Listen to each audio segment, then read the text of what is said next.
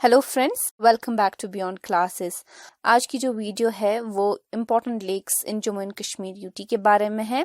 इसके बाद की जो वीडियो आएगी उसमें हम इम्पोर्टेंट लेक्स इन इंडिया पढ़ेंगे। ठीक है, वीडियो को शुरू करने से पहले आपको रिक्वेस्ट है कि अगर आप नए हैं इस चैनल पे या आपने अभी तक सब्सक्राइब नहीं किया है तो प्लीज मेक श्योर आप इस चैनल को सब्सक्राइब जरूर कीजिए। साथ ही में वीडियो को लाइक एंड शेयर जरूर कीजिएगा और बेल आइकन भी प्रेस कर दीजिए ताकि आने वाली वीडियोस की नोटिफिकेशन आपसे मिस ना हो सके। तो चलिए स्टार्ट करते हैं वीडियो को।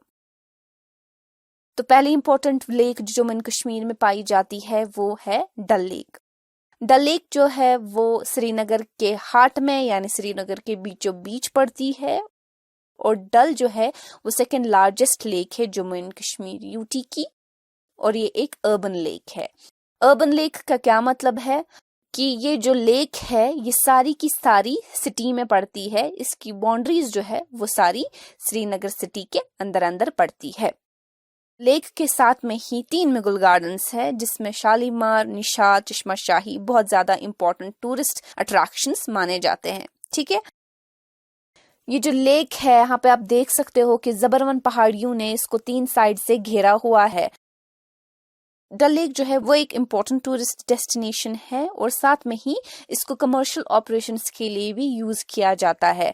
इसका क्या मतलब है कि बहुत सारे लोग इस डल लेक की वजह से अपनी रोजी कमाते हैं जिसमें फिशिंग, शिकारा राइडिंग वगैरह जैसी चीजें आती हैं। मैक्सिमम लेंथ जो है वो 7.44 किलोमीटर्स है और विड्थ है 3.5 किलोमीटर्स। डल लेक जो है उसको 3 हिस्सों में डिवाइड किया गया है, गगरी डल, लकुट डल जिसको छोटा डल भी बोलते हैं और बोट डल जिसको बड़ा डल भी बोलते हैं। बोट डल और जो लकुट डल है उनके बीचों बीच दोनों में एक एक आइलैंड है। बोट डल में जो है वो सनलाक है, सनलाक यानी सोने का आइलैंड, और लकुट डल में जो है उसमें रपलांक यानी चांदी का आइलैंड है। रुपलांग को हम चार चिनारी के नाम से भी जानते हैं। तो आप किस तरह याद रखोगे कि बड़े में सोना आता है और छोटे में चांदी आता है। ठीक है, डल लेक में फ्लोटिंग गार्डन्स भी है जिसको कश्मीरी में राद बोलते हैं। राद क्या है? राद में हम वेजिटेबल्स उगाते हैं लोकल कंजप्शन के लिए। ठीक है, डल लेक में आपको लोटस, वाटर लिलीज और वाटर चेस्टनट्स मिलेंगे। अब देखते हैं लेक को पानी कहाँ से मिलता है। तेलबल नाला जो मेन सोर्स है इसको पानी का, और दारा नाला और छोटे छोटे ऐसे स्ट्रीम्स जो है जो इस लेक को फीड करते हैं, और एक मेन आउटलेट भी है जिसको सूंटकल भी बोलते हैं जो डल गेट के पास है। लेक का स्पेशल फीचर जो है लेक को जो दूसरे लेक से पूरा डिस्टिंग्विश करता है वो है हाउस बोट्स और शिकाराज। आप जब डल लेक की तरफ जाओगे तो आपको शिकाराज और हाउस बोट्स बहुत ज्यादा मिलेंगी जिससे डल लेक की जो खूबसूरती है वो उभर कर आती है। डल लेक जो है वो इकोलॉजिकली रिच है मैक्रोफाइट्स में। मैक्रोफाइट्स मतलब एक्वेटिक प्लांट्स जैसे निलम्बो निसोफरस जिसको लोटस फ्लावर्स कहते हैं उसके लिए मशहूर है। साथ में ही फाइटोप्लैंक्टन्स भी है जो छोटे छोटे माइक्रो ऑर्गेनिजम्स होते हैं जैसे एल्गी वगैरह है वो पाए जाते हैं। ठीक है, दूसरे नंबर पे है वो है वुलर लेक। वुलर लेक जो है वो लार्जेस्ट फ्रेश वाटर लेक है इंडिया की। फ्रेश वाटर लेक मतलब मीठे पानी की झील है। इसमें कोई सलाइनिटी नहीं है, ये नमकीन नहीं है बल्कि मीठे पानी की झील है जो बांडीपुरा और सोपोर के दरमियान पड़ती है। बांडीपुरा जो है वो पोर्ट ऑफ वुलर के नाम से भी जाना जाता है और मैक्सिमम लेंथ जो है वो 16 किलोमीटर्स है और ब्रेड्थ जो है वो 10 किलोमीटर्स की है। वुलर को पानी कहाँ से मिलता है? तो वुलर को जो है वो झेलम से पानी मिलता है और बाकी सारे छोटी छोटी दरियाएं जिसमें मधुमती, ईरन पारू, आरा और बंडपुर जैसी नदियां हैं जो इसको पानी देते हैं। ठीक है, वुलर जो है वो टेक्टोनिक एक्टिविटी से बनी है। इसका क्या मतलब है कि जब 2 टेक्टोनिक प्लेट्स आपस से दूर हो जाती है और वहां पे एक रिफ्ट बनता है, उस रिफ्ट में जब पानी भर जाता है तब एक झील की शक्ल लेते हैं। तो वुलर जो है वो इसी फिनोमेना से बना है। वुलर लेक में एक आर्टिफिशियल आइलैंड भी है जिसको ज़ैनालांक के नाम से जाना जाता है। ज़ैनालांक इसीलिए क्योंकि ये ज़ैनुल आबदीन जो 8वें सुल्तान थे कश्मीर के उन्होंने बनवाई थी। 1984 में इंडिया ने एक प्रपोजल दिया था जिसको तुलबुल प्रोजेक्ट के नाम से जाना जाता है।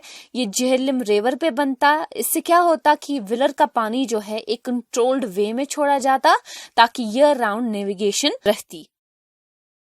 व्हीलर में जो फिश स्पीशीज पाए जाते हैं उनमें कॉमन कार्प, रोजी बाब, मॉस्किटो फिश एक्सेट्रा पाए जाते हैं। और टेरेस्ट्रियल बर्ड्स में जो है उसमें black eared kite, Eurasian spark hawk, Eurasian sparrowhawk, short टर्ड ईगल एक्सेट्रा पाए जाते हैं। आप इस टाइम वीडियो को पॉज भी कर सकते हैं और देख सकते हैं कि कौन कौन से स्पीशीज व्हीलर लेक में पाए जाते हैं। ठीक है।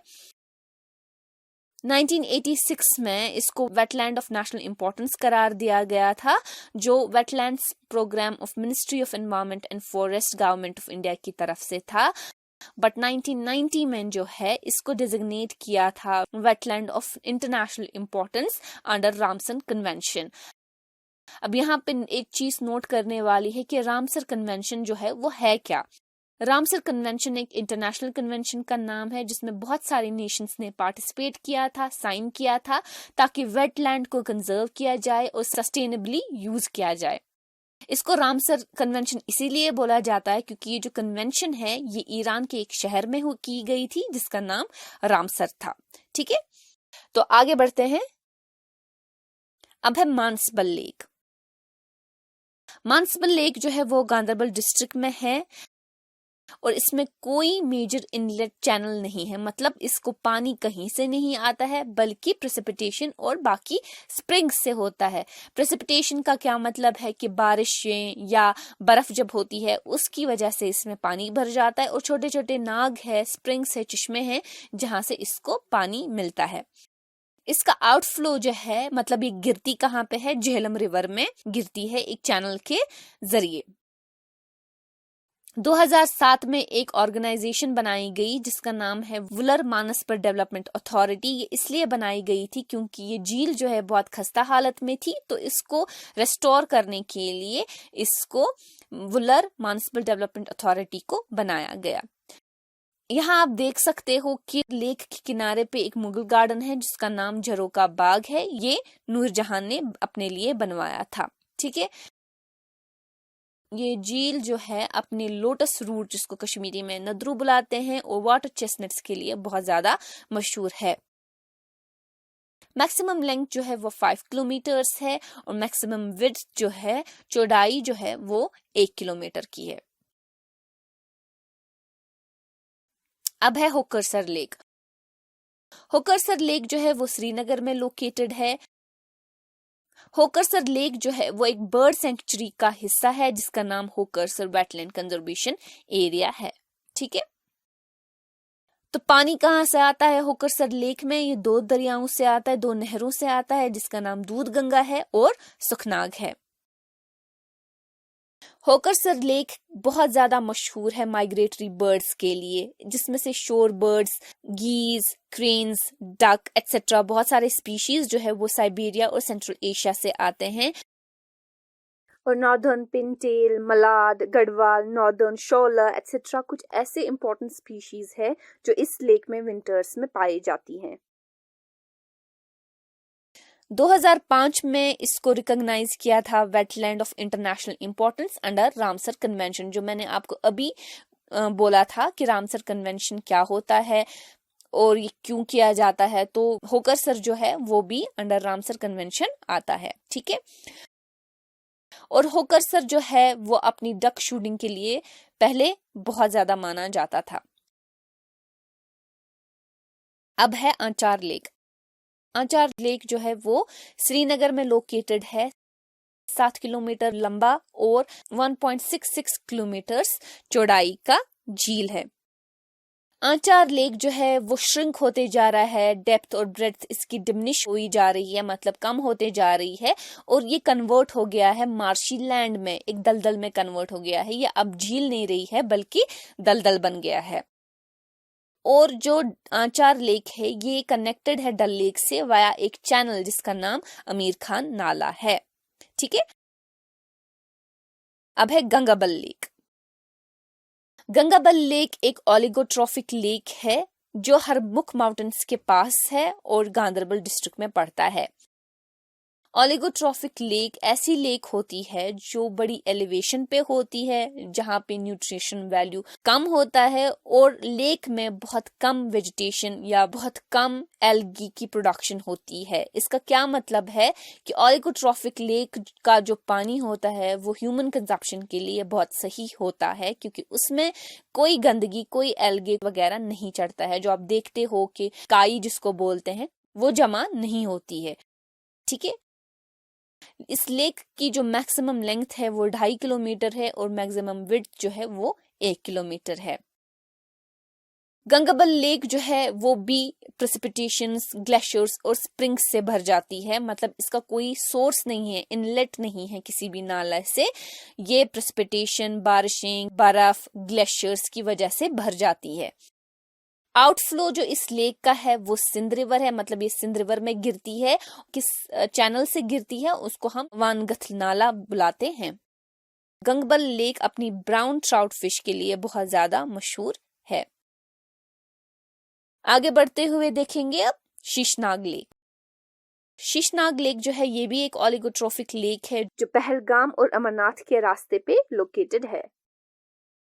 शीशनाग लेक जो नाम से ही आपको पता चलेगा, इसको शीशनाग इसीलिए कहते हैं क्योंकि ये मिरर लाइक है, बहुत साफ पानी है, तभी इसका नाम शीशनाग लेक पड़ा है। ठीक है, शीशनाग लेक में पानी कैसे भरता है? ये प्रेसिपिटेशन, बारिशें, बर्फ, ग्लेशियर्स की वजह से भर जाती है, तब जाके ये लेक बनती है।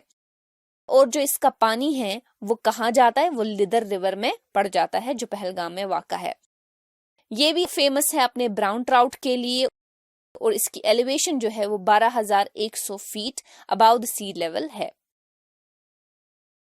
अब है कौसरनाग लेक। कौसरनाग लेक जो है वो पीर पंजाल रेंज में पड़ता है, कुलगाम डिस्ट्रिक्ट में पड़ता है। ये भी एक ओलिगोट्रॉफिक लेक है। कौसरनाग लेक जो है ये चीफ सोर्स है वैष्णव रिवर का। मतलब वैष्णव रिवर का पानी कहाँ से आता है? वो कौसरनाग लेक से आता है। और वैष्णव रिवर जो है वो इम्पोर्टेंट ट्रिब्यूटरी है झेलम रिवर की। अब खुद कौसरनाग का पानी कहाँ से आता है? ये एक स्नो फेड लेक है। इसका मतलब है कि इसमें जब बर्फ होती है तब जाके पानी जमा होता है और उसी से ये लेक बनती है। अब है निगीन लेक। निगीन लेक जो है वो श्रीनगर में पड़ता है और ये कंसिडर किया जाता है डल लेक का ही पार्ट, लेकिन इसको अलग लेक भी कंसिडर किया जाता है। और यहाँ आप देख सकते हैं कि यहाँ पे डल लेक है और ये है निगीन लेक। तो इसमें जो पानी है वो डल लेक से ही आता है। निगीन लेक का जो आउटलेट है वो नाला अमीर खान से है। निगीन लेक में साथ ही आपको टूरिस्ट स्पॉट मिलता है जो हारी पर्वत है। आप देख सकते हैं कि यहाँ पे हारी पर्वत है और निगीन लेक डल लेक से ज्यादा गहरा है। ये एक इम्पोर्टेंट टूरिस्ट अट्रैक्शन है क्योंकि आपको निगीन लेक के आसपास ही निगीन क्लब मिलेगा, हजरत बल जियारत मिलेगी और इस चीज की वजह से ये बहुत ज्यादा इम्पोर्टेंट टूरिस्ट डेस्टिनेशन है। अब आता है नीलनाग। नीलनाग जो है वो बडगाम में पड़ता है और यूसमर्ग के नजदीक पड़ता है। यहाँ है यूसमर्ग और यहाँ पर है ये lake. 6,800 feet above the sea level की ऊंचाई पे है। फिर आता है next Gadsar lake. Gadsar lake जो है वो भी एक ओलिगोट्रॉफिक लेक है जो गांधरबल डिस्ट्रिक्ट में पाई जाती है और ये अपने ब्राउन ट्राउट के लिए बहुत ज्यादा मशहूर है। ये भी एक स्नोफेड लेक है। मतलब इसमें बर्फ की वजह से पानी भर जाता है और आउटफ्लो जो है वो नीलम रिवर की तरफ जाता है जो तुलेल में पड़ता है। कृष्णसर और विशनसर लेक्स, ये दोनों ओलिगोट्रॉफिक लेक्स है और ये सनबर्ग गांधरबल में है और ये एक दूसरे के साइड में ही पड़ते हैं। मतलब आसपास, एक दूसरे के आसपास में ही। जैसे आप यहाँ पे देख सकते हो कि विशनसर लेक है, ये कृष्णसर लेक है और यहाँ पे आपको गदसर लेक, मतलब ये तीनों लेक्स जो है वो एक दूसरे के आसपास ही पड़ते हैं। ठीक है, किशनसर का पानी जो है वो विशनसर लेक में चला जाता है और विशनसर लेक जो है वो फिर नीलम रिवर की तरफ अपना पानी छोड़ता है। अब पढ़ेंगे मार्सर और तारसर लेक्स। मार्सर और तारसर जो है वो दोनों ओलिगोट्रॉफिक लेक है। इन दोनों को जो है वो एक पहाड़ सेपरेट करता है। यहाँ पे आप देख सकते हो कि एक साइड से तारसर लेक है और दूसरे साइड से मारसर लेक है। ठीक है, इनको ट्विन सिस्टर्स भी बोले जाते हैं क्योंकि ये दोनों आलमंड शेप की शक्ल में है और दोनों एक जैसे ही नेचर रखते हैं। मारसर लेक से, ये याद रखिए, मारसर लेक से एक नाला गुजरता है जो दाचीगाम वैली से होके आता है और हारवन गार्डन में एक रिजर्वायर है जिसका नाम सरबंद रिजर्वायर है, उसको फिल कर देता है। ये जो नाला है जो मारसर लेक से निकलता है, जिसको दागवन नाला बोलते हैं, इसको एक दूसरा नाला जो है वो ज्वाइन करता है तेलबल विलेज में, और फिर ये दोनों तेलबल नाला बन जाते हैं। जो हमने अभी पढ़ा था कुछ देर पहले, तेलबल नाला जो है वो प्राइमरी सोर्स है डल लेक का, जहां से डल लेक का पानी आता है। ये दो स्ट्रीम्स आपस में मिलके तेलबल नाला बनाते हैं जो प्राइमरी सोर्स है डल लेक का। तारसर लेक का जो पानी है वो कहाँ गिरता है? लिदर रिवर में। ठीक है, अब है मानसर लेक। मानसर लेक जो है वो 64 किलोमीटर दूर है जम्मू सिटी से, जो लोअर श्वालिक्स में लोकेटेड है। मानसर लेक का पानी जो है वो कहाँ से आता है, उसको क्या सोर्स है? पहला ये जो है जो हम पैडी फील्ड्स में इरिगेशन देते हैं उसका पानी जाता है और प्रेसिपिटेशन से इस झील में पानी भर जाता है। फिर है सुरिनसर लेक। सुरिनसर लेक जो है वो मानसर लेक से 8 किलोमीटर की दूरी पे है। इनको भी ट्विन लेक कहा जाता है। यहाँ आप देख सकते हो कि ये एक साइड पे मानसर लेक है और दूसरे साइड पे सुरिनसर लेक है। सुरिनसर लेक में कहाँ से पानी आता है? ये रेन फेड लेक है, मतलब जब जब बारिश होती है तब तक इस लेक में पानी भरता जाएगा। 2005 में मानसर और सुरिनसर को wetland of international importance under Ramsar convention करार दिया गया है।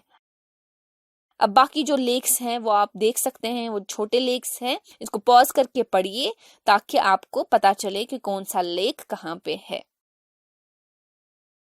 अगर आप चाहते हैं कि आप हमारा टेलीग्राम चैनल भी ज्वाइन करें तो उसकी लिंक जो है आपको स्क्रीन पे दिख रही होगी। प्लीज मेक श्योर आप उसको भी चेकआउट करिए। वहां पे हम बहुत सारे क्विजेस डालते हैं ताकि आपको याद रखने में आसानी होगी। मिलते हैं आपसे नेक्स्ट वीडियो में, तब तक के लिए बाय बाय।